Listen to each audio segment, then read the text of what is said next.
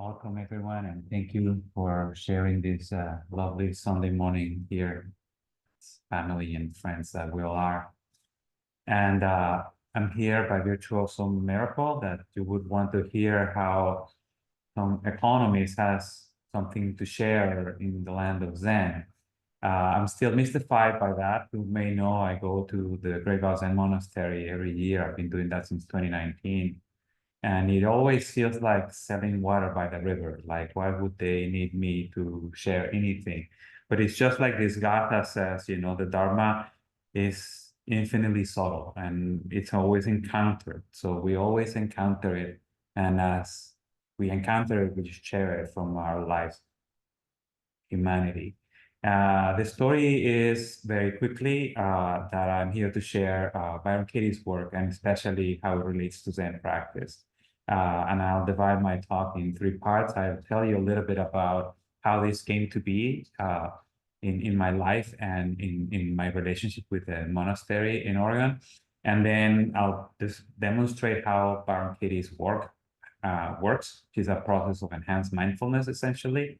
And then I'll take your questions. I started doing the work years after I started practicing Zen. And I started doing the work because my life was in a crisis. I was going through a family crisis, a marital crisis. And it was like I was in a hurry and I encountered it and it helped me immensely. I attended an event that Katie calls in School for the Work in 2003. And it changed my life. And I've been sharing the work in Buddhist circles since then. I'm now practicing it in my life. And every time I practice, it changes me. And let's just see how it works for you as you hear what I have to share. I started sharing the work in Oregon because as it happens, Byron Katie, who's the person that discovered the work, is married to a longtime Zen practitioner, Stephen Mitchell. And he wanted Katie to comment on the Diamond Sutra. And so the way that this relationship worked was that he would read the Diamond Sutra to Katie, and Katie would comment on it. And so between that exchange led to the birth of this book that I'll show you. It is called A Mind at Home with Itself. And it is a remarkably clear expression of the Dharma. The co-abbot of the monastery in Oregon, Hogan Bass, was listening to this book by the recommendation of a friend, and he was riveted, and he really wanted to know the mind that would produce such peace.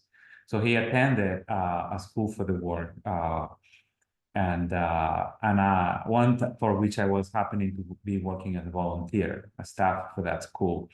And as Hogan Roshi was learning how to do the work in that school, people in the community knew that I had an affinity for Zen, so they basically paired him up with me and says, why don't you guys kind of work together? The work is a process that has typically a client as a facilitator, and it's kind of you work in diets and you kind of helping each other along the way. So you form a little community of two. So we develop a loving relationship, Hogan Roshi and myself, and then he says, why don't you come to Oregon and share this practice with the Sangha there? And so some years I go twice a year, some years I go once a year. The COVID year, we lovingly skipped. This year I'm going twice, so the next time would be in a few weeks. But also I host events twice a month on Zoom, where the community there, I meet with them and we can orchestrate how to continue the practice together. We have different activities that we do.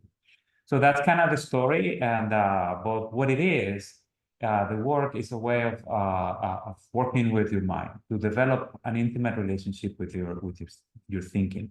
And you develop this intimate relationship by basically learning how the mind works. And you learn how the mind works by just noticing the effect of believing thoughts. And so I'll read you from this book, A Mind at Home, a bit, and then I'll just start demonstrating exactly what it is that I would do for identifying my thoughts and questioning the thoughts. So again, at its core, it's a process where you first identify your stressful thoughts, and then you have a set way of questioning them. And the mind that questions is very much a mind of clarity, a mind of stillness. Is the mind that works on a koan, essentially. So let me read you from the text, and then we'll jump right into it. So this is from this book I shared with you, A Mind at Home with Itself. And this says, for thousands of years, we have been taught not to judge. But let's face it, we still do it all the time. The truth is that we all have judgments running in our heads. Through the work, we finally have permission to let those judgments speak out or even scream out on paper. We may find that even the most unpleasant thoughts can be met with unconditional love. So the text goes on to say, I encourage you to write about someone whom you haven't yet totally forgiven, someone you still resent. This is the most powerful place to begin. Even if you've forgiven that person 99%, you aren't free until your forgiveness is complete. The 1% you haven't forgiven that person is the very place where you're stuck in all of your other relationships, including your relationship with yourself. So you see, that's the beginning of the process, identifying thoughts for inquiry. And it's basically whatever mind would just show you. And I'll demonstrate by having a live process in a sense. So raise your hand if you have thoughts through the day. and raise your hand if you have thoughts through the day that sometimes feel stressful. So anytime you notice a thought that is stressful, what we're going to do is we're basically going to write it down. And as a practice, I do this every morning after sitting practice. I might just jot down the thoughts that might be alive for me in that moment. And sometimes it can be, I complain about Victor, my baby, because he didn't eat his tofu, you know.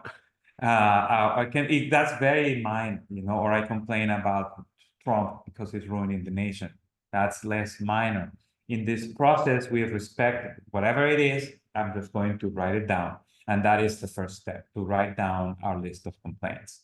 What we're going to learn in Loving What Is, which is the effect of practicing this method of inquiry over and over, you end up loving what is that everything that happens, because you discover that it's as it should be and not as how you want it to be. And it's that discrepancy that kind of creates the stress. And so here is an example. This morning I woke up, and I'm going to share a very personal experience, and it's basically just what happened. So I woke up and I was in bed and I was next to my loving wife, and I was awake and she was asleep. And I'm like, I wanted more. I wanted her to be awake, right? And so I had that thought, I want her to be awake. So that I can feel connected, so that I can feel, you know, more alive. So I want her to be awake. So that was my thought, okay? And I noticed a resentment when I was in bed. You know, that's kind of like, as a matter of fact, sometimes we notice the discomfort first, and then we are like, well, what's the thought around this discomfort? And so in that case, I noticed a discomfort, and I was like, yeah, I want her to be awake with me here. So that becomes the thought I can write down. So, you know, so I write it down. And so normally I write it down, like I literally get a piece of paper and I write down, you know, I want, you know, to be awake with me. So I just found a thought that I can work with, you know, and so I can harvest more thoughts about what I wanted about that person in that situation. So now you can picture, so I'm in bed, it's 6 a.m. and what's the emotion? I'm frustrated because she's still asleep. So I'm going to write down these concepts that are coming to me. So I'm showing you the first part of this work, which is how to identify the thoughts that cause stress in my life. And it can be little stress, it can be big stress.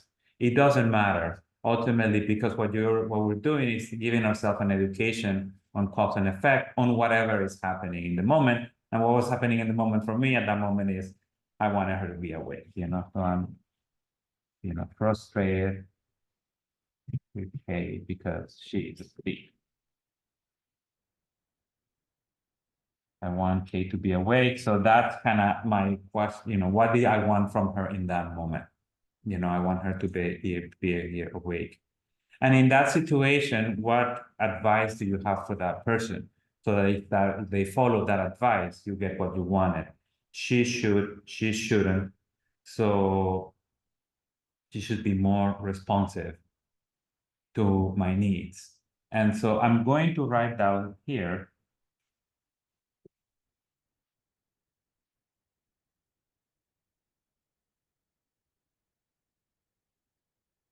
And this is what I do. I identify the thoughts. It's important and useful to keep the sentences short and simple sentences, kind of like a 4-year-old would use. He hurt me, he pushed me. It's not intellectual, it's not complicated. It's just kind of how the mind complains about what's happening on a day-to-day basis, on an hour-by-hour basis, on a minute-by-minute basis. Mind is not to be feared. It's hilarious once you understand that it's just producing content that is not personal. We give ourselves permission to see that content by virtue of doing this process of harvesting. At that moment, I was frustrated, and I'm following a script of harvesting my stressful thoughts around the situation. What did I want from that person? What advice did I have for that person? And now, in order for me to go back to happy, what do I need from that person? So I need Kay to be intimately connected with me. Notice I hear what's coming and I just pour it out. I basically don't care what it's going to sound like to anyone. I'm just respecting that that's what came from inside. It's an authentic experience for reporting, It's the same I'm speaking in tongues, and this is what it sounds like. So I need Kay to be intimately connected with me.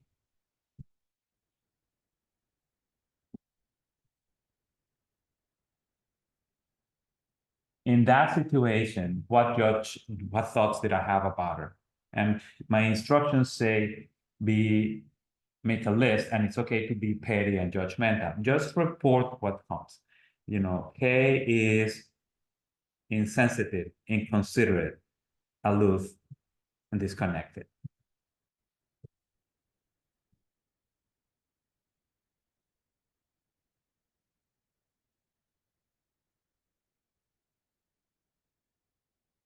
What is it about this person and situation that you don't ever want to experience again? I'm in that bed. It's 6:30 in the morning. That mind, that road that is frustrated because she's asleep. What is it that you don't want to ever experience again? I don't ever want to feel lonely in my bed again. So I'm just going to write down.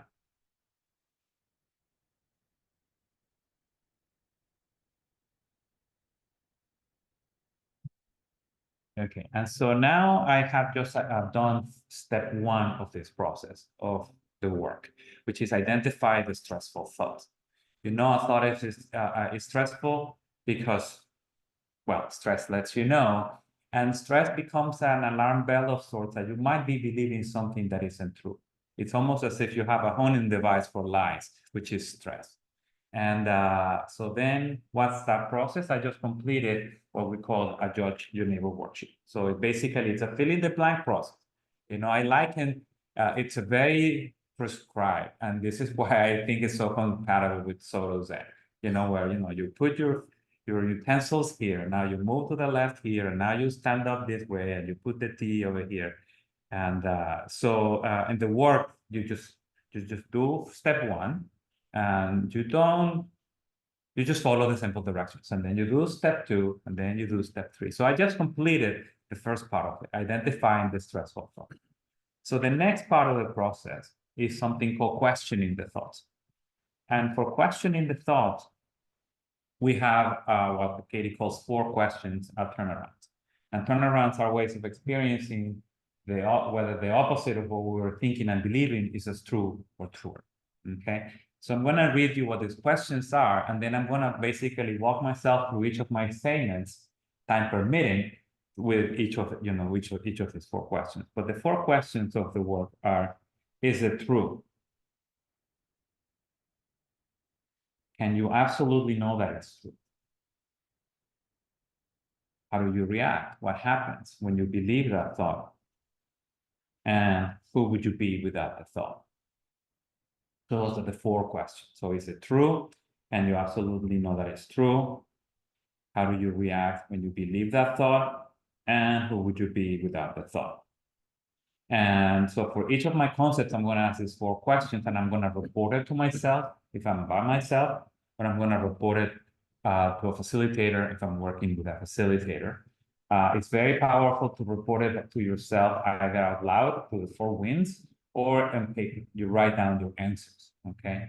And it's very important to exteriorize it, which is a way of kind of being connected to the material in more than just one way, okay?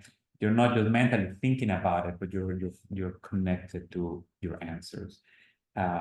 Then we experience what's called a turnaround, which is variations on opposites. Okay, and so I'll give you the textbook example, and then I'll walk you through what that would look like in my case. If the concept is Paul lied to me, this is kind of from my blueprint here that tells me how to do the work. If the concept is Paul lied to me, possible turnarounds, possible opposites are turn around to the self, put you in all of it. I lied to me. And could it be that in that situation, I was the one lying to myself? Maybe that is as true or truer than the original concept that he lied to me. So that's called a turnaround to the self. The other possibility is turning around to the other, which is to switch names. So if you wrote Paul lied to me, then now you try it on as I lied to Paul. And could it be that it's that as true or truer? Okay. And then you look for examples of that, how that could be as true or truer. You open your mind as to see whether what you were thinking about others, it really is about you. Okay. And that's how you learn about yourself, by seeing your projections about others. And the third turnaround is, could it be that the opposite, the extreme opposite, is a true or truer? Paul didn't lie to me. He actually was telling the truth, and maybe I was the last to know. So Katie says that if you begin by pointing the finger of blame outwards, then the focus isn't on you. You can just let loose and be uncensored. We're often quite sure about what other people should do, how they should live, whom they should be with. We have 20/20 vision about other people, but not about ourselves. When you do the work, you see who you are by seeing who you think other people are. Eventually, you come to see that everything outside you is a reflection of your own thinking. Everything outside you. You're the storyteller, the projection of all stories, and the world is a projected image of your thoughts. So let me then show you how this process of inquiry would work by taking one of these concepts that I wrote, right? So in particular, I want to focus on, I want Kay to be awake with me, okay? That was something I wrote, and it's actually like, I did this work this morning, and I'm kind of going to do it now. And I'm going to do it now as though it is 6:30 a.m. So that's kind of a very powerful perspective for learning how to do the work. So my situation is, I'm in bed, it's 6:30 in the morning, I'm lying down wide awake, and she's asleep. I want her to be awake with me. So then I can ask these 4 questions. And Peggy, would you be willing to help me with this process? Oh, of course. Okay. So then here's the questions, and I will hand them to you, and certain that the microphone will cooperate. So I'll read you my concept, and then you just ask me one of these questions. Why Okay. don't you bring a chair up and she can be close to the mic? Yeah. Thank you. And so the way that this is going to work, I'll read you my concept, and then you can repeat the concept and then say, is it true? Okay? And want you to, so she's probably facing. Yeah, this is good, yes. Let Shakyamuni being too. So my concept is I want K to be awake with me. I want K to be awake with me. Is it true? Okay, so now I'm going to be there in that moment. I'm not remembering how I answered. I am actually there now. And I'm going to answer that question. And the answer to question one is either a yes or a no.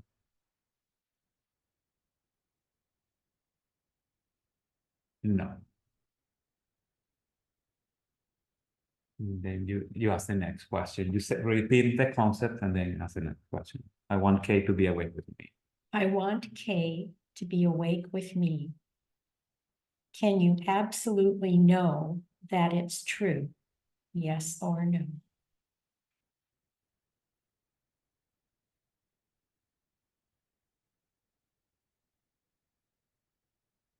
And I'll verbalize what's going on inside me. Like I see her deeply asleep. You know that breathing pattern that people that are deeply asleep have? That's what I'm seeing. So can I absolutely know that it's true that I want her to be awake with me? No. So we're going to the next thing. So you're repeating my concept. And I want Kay to be awake with me. Yeah. I want Kay to be awake with me. How do you react? What happens when you believe that thought? So when I believe that thought and I'm in bed and there she's asleep, I feel cheated, like she owes me being awake. I feel impatient. I feel disconnected. I resent her. I don't like her.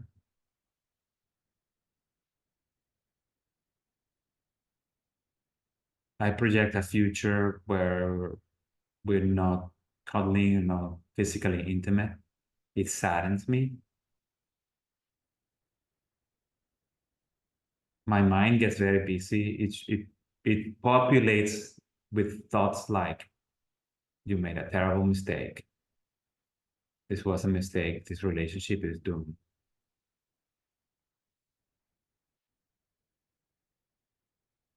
I feel helpless.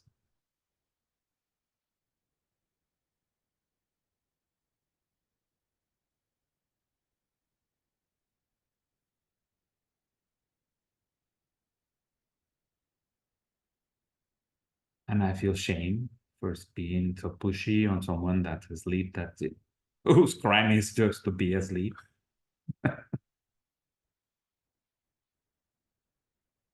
And I attack myself. I say things like, you haven't learned anything. You're just an F up. Nobody can trust you. Yeah. I want Kay to be awake. Who would you be without the thought?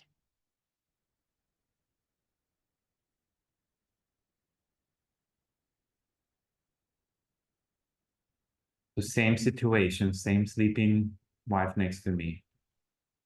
So I don't change reality. Just who would I be without that thought?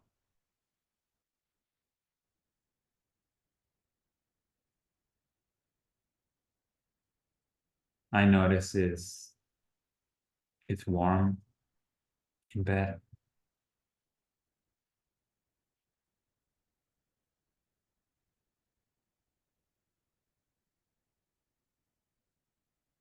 I notice I like it when she sleeps.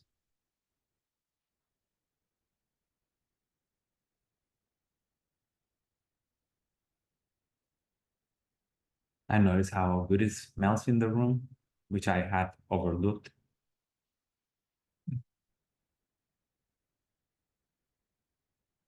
There's no war with myself and with her.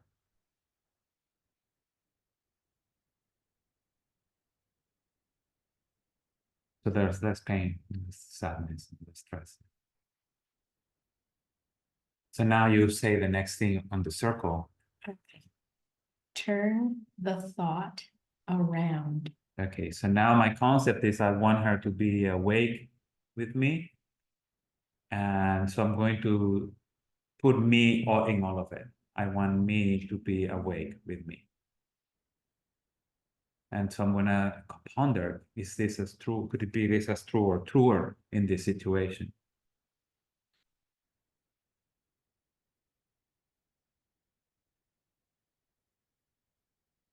And I can see that's truer, like in that when I believe that thought, I rob myself of the pleasure I'm feeling being in bed there in a warm, soft, unprotected environment.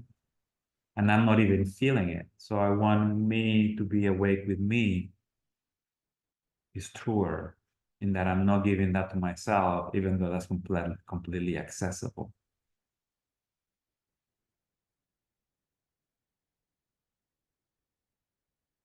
So I'm looking for examples of how could the opposite of this turnaround could be as true or truer. So one example is I can give myself the comfort that I'm already experiencing and that I'm not giving any awareness to. I want me to be awake with me, awake to that my thoughts about what I think I need from her at that moment are just that thoughts.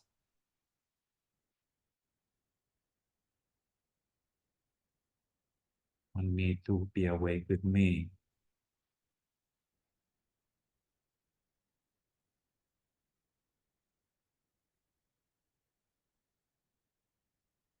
And so sometimes this take time, so you just sit still and it can be minutes, an hour. You just, it's calm work. Could it be as true or truer that I want me to be awake with me?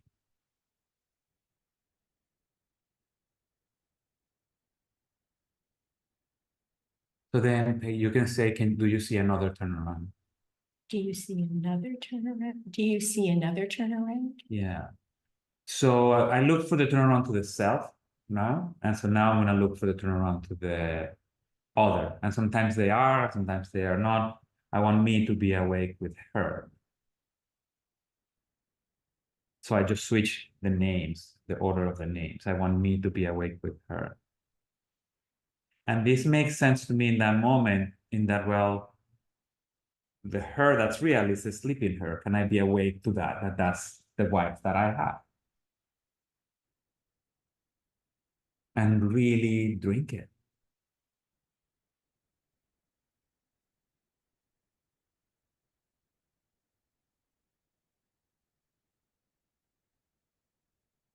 And so now I'm actually giving that to myself, right? Like I just discovered that I robbed myself of the opportunity to drink my sleeping wife as I lay there in bed. And I have the opportunity to repair that basically. And to close that loop. I want me to be awake with her.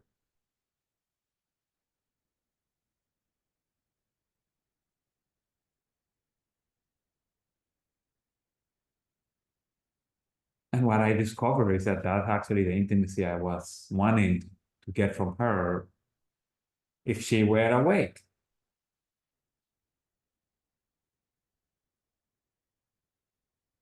I can have that. So this process of turning the thoughts around lands us in what we call in Buddhism the Pure Land. So I turned out I was living in the Pure Land and I just was kind of like having money in the bank and not knowing, not taking advantage of it. So I can have what I thought I needed from her without her help, without Trump's help, without anybody's help. So I want me to be awake with her and I can look for other examples. What's an example of I want me to be awake with her in that bed?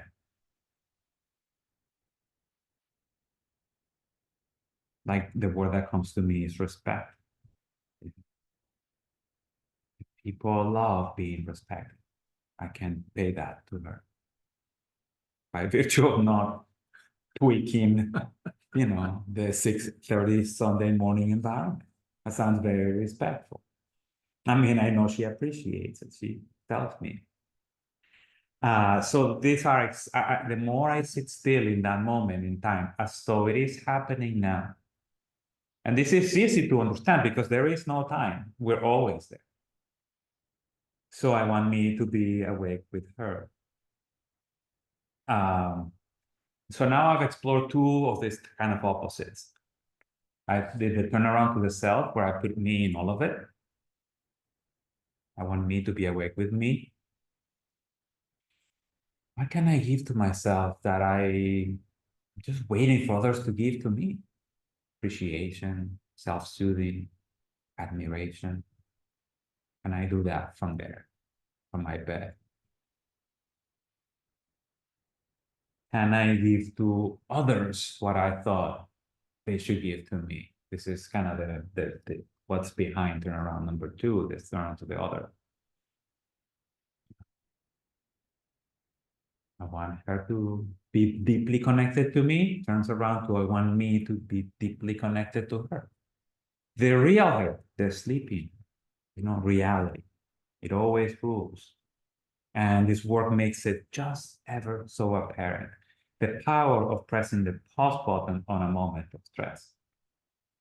The next turnaround is what's the opposite? So you can say, do you see another turnaround? Do you see another turnaround? And my concept is, usually as a facilitator, I write down the concept so that I never forget it, and now you know. So then, Eduardo, I want Kay to be awake with me. Do you see another turnaround? And now I'm looking for the turnaround to the opposite, which is simple. I don't want. So I don't want Kay to be awake with me. Is that as true or truer in that moment?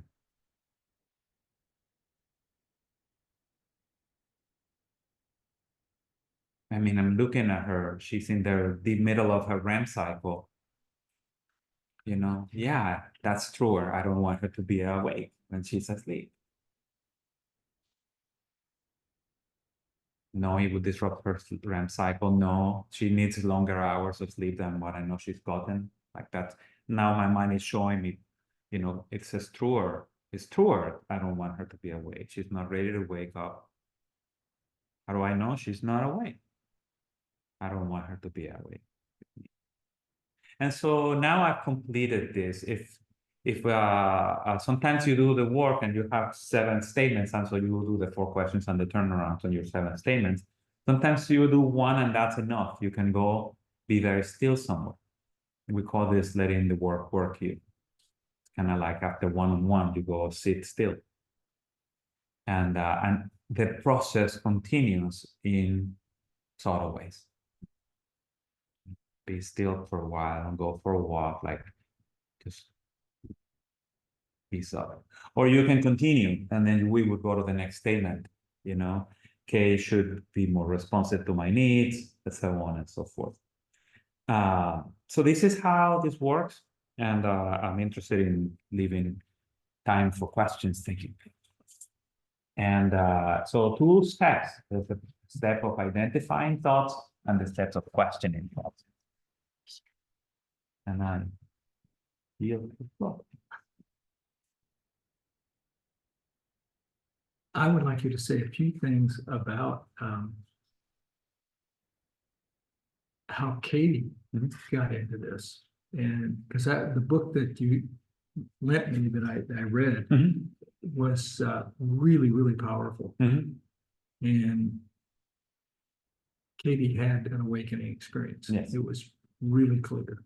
Yeah. So could you say just a little bit more about that? Yeah. So Katie was an ordinary person living in Barstow, California, and that slept with a gun under her pillow. This is the kind of person that she was. And eventually she put herself in a place, halfway house, a place for people with eating disorders. That's the place that her insurance would pay for. People in the house were afraid of her. She felt unworthy of sleeping in a bed, so she slept on the floor. And one night in 1986, in February, she woke up, and what she says is, it woke up. She woke up being unable to be identified with the control of her mind. That's kind of the work was born out of that moment of disidentification, you know. And so she says that it came pouring out like laughter. It's like it was an experience that was wordless. But if you could put words into it, it would look like this. And it is my experience from going on retreats that this process happens on retreat wordlessly. But if you put words into it, it would sound like this. So I always have to connect it back to my experience. And I have complete connection with respect to what my Zen experience on retreat and this work. But Katie then, after that moment in 1986, as in her own words, she basically became unable to suffer, since she said she hasn't suffered since. She's intimately connected with the source of suffering, which is this thinking. So she realized, even as she could not identify with her thinking anymore, that you could do the hypothetical, but what if I was identified? How do you react when you believe these thoughts? And pain and density and intense emotions and crying and horror will come back. But without the thought, then they weren't here. So she went through a process of 2 or 3 years of doing this work constantly on pencil and paper. Nobody else was doing the work around her because she was the only one. And then eventually people started wanting to know, well, how can I get that peace that you described? And she says, the only thing I know is if something is stressful, I write it down and I can show you how I do it. And so that's a version of it. And it is incredibly powerful. The book that you can use to learn the work is called Loving What Is. And this is her first book. And it has everything that you need to learn how to do the work. And then she wrote a commentary on the Tao Te Ching, called 1,000 Names for Joy, which is a marvelous book as well. Highly recommend it, as well as the one that I mentioned before. She goes to Spirit Rocks, offers benefits every year, and yeah. So does that answer your question? Okay. Anyone else? Any questions? Comments?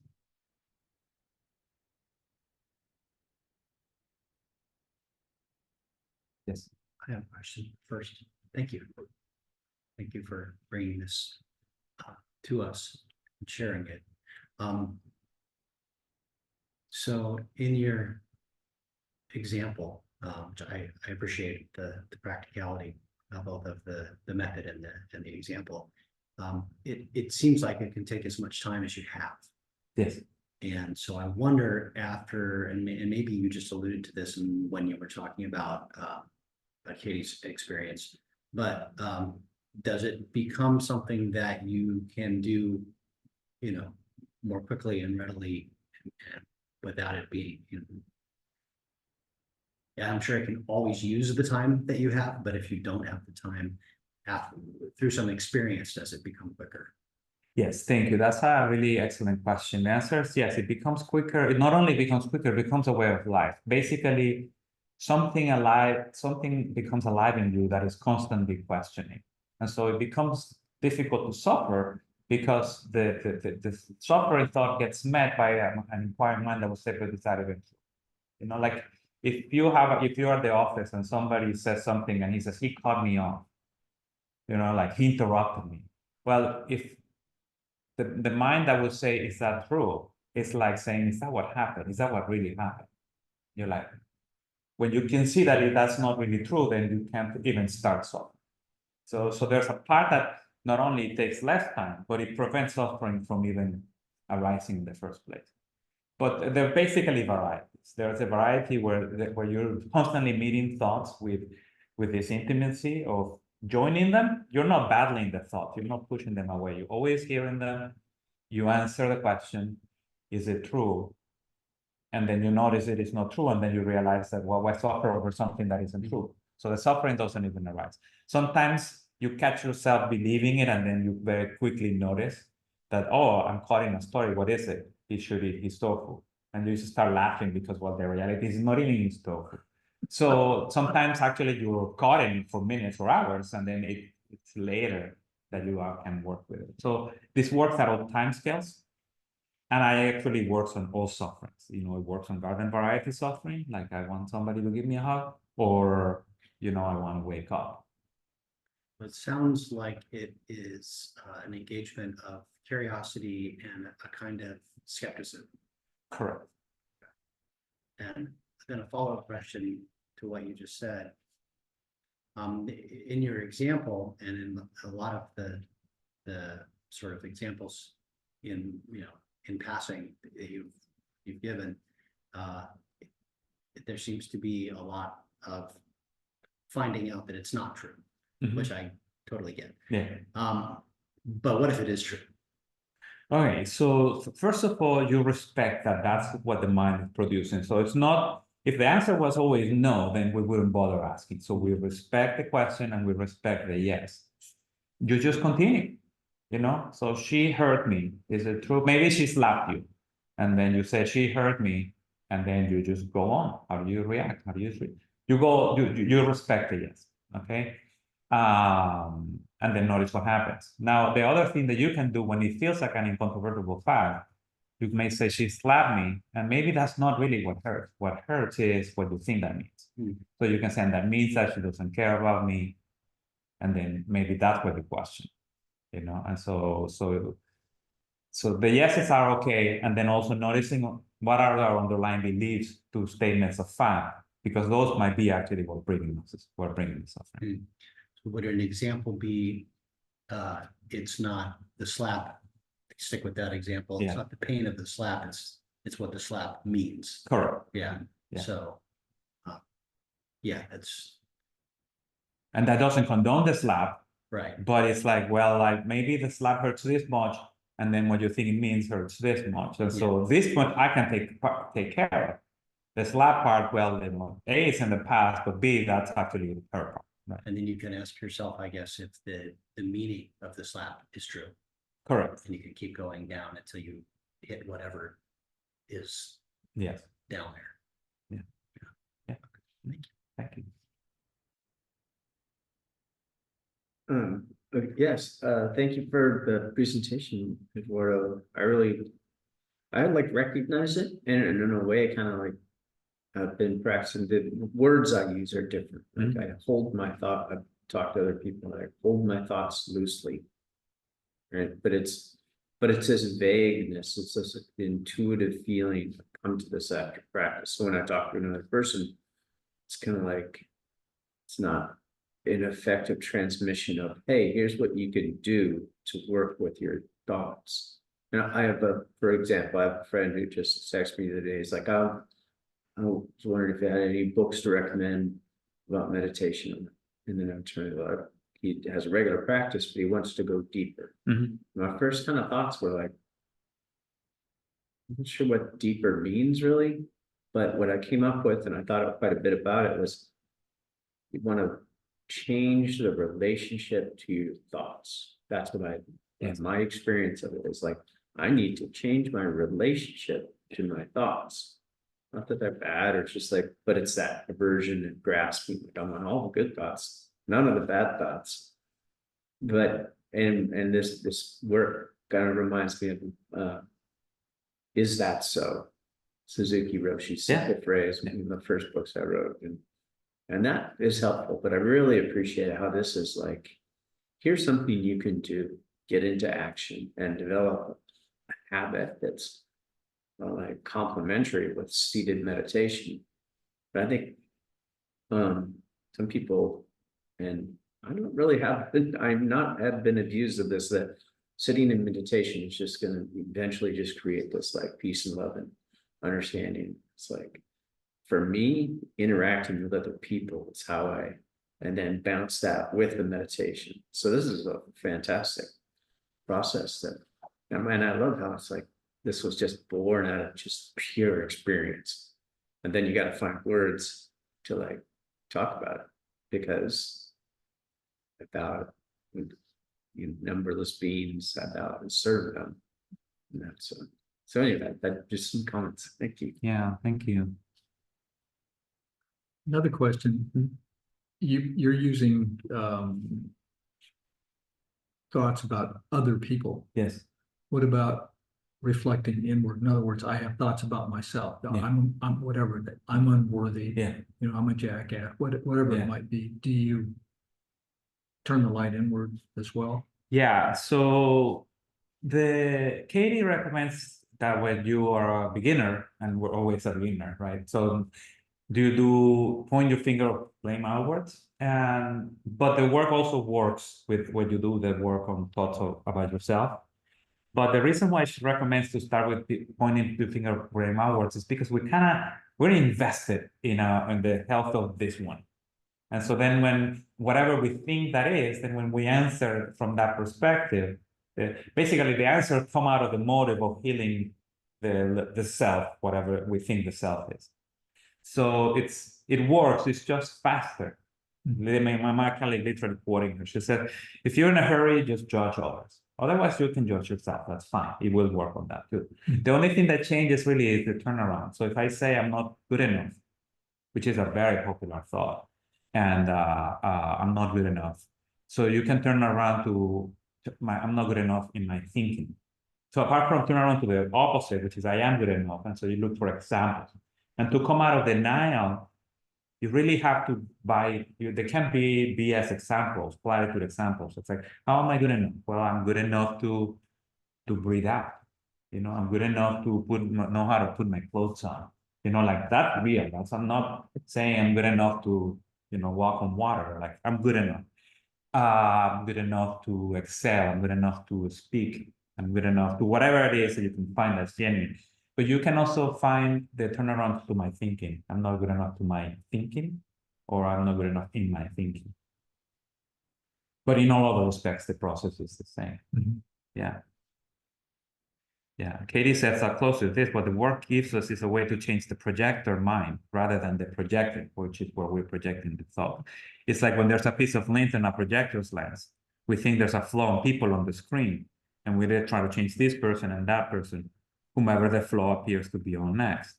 But it's futile to try to change the projected images. Once we realize what the lint is, we can clear the lens itself. And this is the end of suffering and the beginning of a little joy in paradise. Nice. And now sorry, I'm asking all many questions. Now I'm a little worried about Great Vow. So I didn't realize you were actually doing like zooming in on an ongoing basis with them.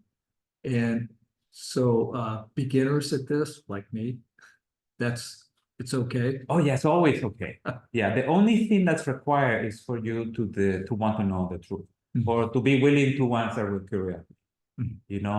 To be vulnerable, to not care what the answer sounds like, because we're not interested in what the right answers are. We're just interested in what's true for you. So, and also, to make it clear, so the Great Vow thing, it's not that everybody shows up dutifully. It's basically like we have a Zoom room, and so some people come some days, some people others. And also when we have the workshops there, sometimes people come that they've never done the work in their life. So the workshops are always suited for beginners. There's like no advanced technique.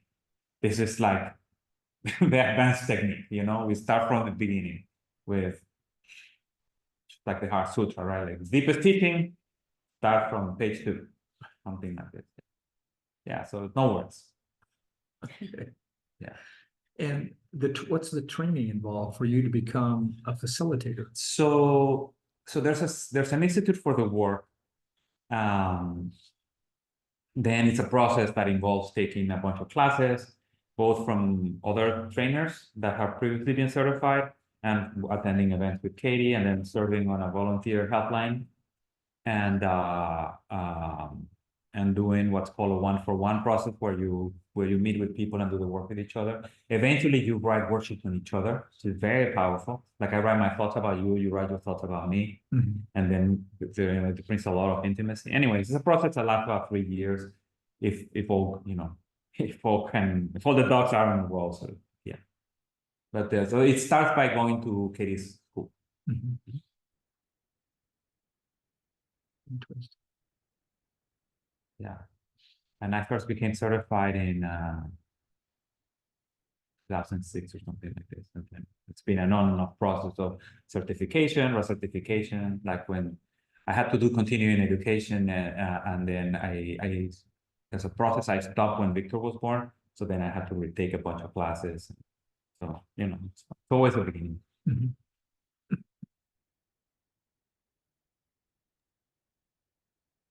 Eduardo, can you hear me? I can hear you. All right. Thank you very much. I really appreciate your presentation. I was thinking that a lot of times I feel like I do some of this work anyway, but it doesn't get me out of the loop, and that what's so powerful about this, I think, is the writing, and I would think it's even more powerful. It sounds more powerful when you're doing it with someone else. Because I feel like I have things that are 10 years old that I still have resentments about, but I've looked at, what what I wanted from it, why I have, that reaction, understanding the other person, all these things, and it doesn't let it go. And it sounds like the actual work of the writing is really so powerful for this. Would you say that's true? I mean, in one sense, you were saying that you get quicker at it and you short circuit things, but I think the writing and being forthright with another person as well would be so powerful. Yes, absolutely. I would agree 100% with you. In so many words, writing, like when the mind is still, writing it sometimes is enough to clear it. And when the mind is super still, just the thoughts are met in mind itself, and then they clear. And then reporting it to another can be just as powerful as writing. And somehow we need to engage the world because we are there too, and we just think we are in here, and no, the world is over there. And this process allows you to really inhabit every part of your experience. No matter in what direction the finger is pointing at. So that includes working with the apparent other, because ultimately it's just you. That's just another object in front of you that is your facilitator. It's you hearing the words. You're always hearing you. It just sounds like, book on right now, but it's just you. So anyways, the short version is, yes, writing it down is incredibly powerful in ways that are almost mysterious to me. Like, I just know that it is powerful, and I don't know exactly why, but it is, yeah. The other thought that I had when you were doing this is I became aware that there's part of me that wants to hold on to those things, and can you work on things like that? Like you want to hold on to the resentment, or you want to hold on to and there's reasons for that, I'm not saying they're good things, but can you work on just something like that? Like why do I want to hold on to these resentments? Or so we don't do the why thing. that is, but we look. What I would say is, we notice, wow, that fascinating. This that is causing so much pain, I seem to be wanting to hold on to it. So that's an education for the mind, like what might be there. So sometimes we do look for underlying beliefs. Like, what do you think you would fear if you lost that? Like, for example, people feel they think that they have to be very stressed to work for the environment, and then it's like, now there's two environments that are sick, the physical environment and the mental environment. But people think that without stress, they won't be motivated to act. That's a thought that can be questioned. And so in so many words, whatever is stressful can be questioned. And sometimes the real juicy thought is kind of one that's holding, as scaffolding for the one that you're currently doing. But the work makes that apparent. And that's what you're discovering now as you're reporting to us, Foucault, that there's this beliefs on the side that have these side effects too. Yeah. Okay, thank you. Yeah. One question, if we have time. You mentioned stress and suffering, and so my question is does the work distinguish between the everyday fact of pain and anger and grief and resentment and regret and all those, things that happen as a human being, and suffering as something else added on top of that? Or are those, for example, when you say after her awakening or realization or insight, whatever you call it, you said Katie found it impossible to suffer anymore. So in that context, what does that mean? Yeah, well, strictly speaking for her, I won't, right, speak, but what it appears to me is just incredibly capable of having the whole gamut of human emotions. Is that they just move, they don't stick. That's a simple way to put it, and that's my experience to an extent too. Like it, and to an extent, it becomes difficult to suffer. You try to suffer over some things that you used to suffer over, and you just can't. It's like you stand on it, and it's like, wow, it doesn't bounce anymore. But when you report how you react and you believe that thought, you might feel grief, you might feel sorrow, you might feel the anger. You're just not identified with it, but it's alive. It's just you're constantly in touch with the part of mind that doesn't suffer, even as apparent suffering might be going on. The other piece of it is that every suffering you may have ever encountered, it's over. It's over because it's in the past. No amount of denying that is going to change it. So your relationship to suffering lessens in without minimizing it. And it becomes kind of paradoxical to speak about it, because if you run away from suffering, that's the suffering. Okay, but you're not drowning in suffering. You have a way to work with space around, so much space that you can't find it anymore. Thank you.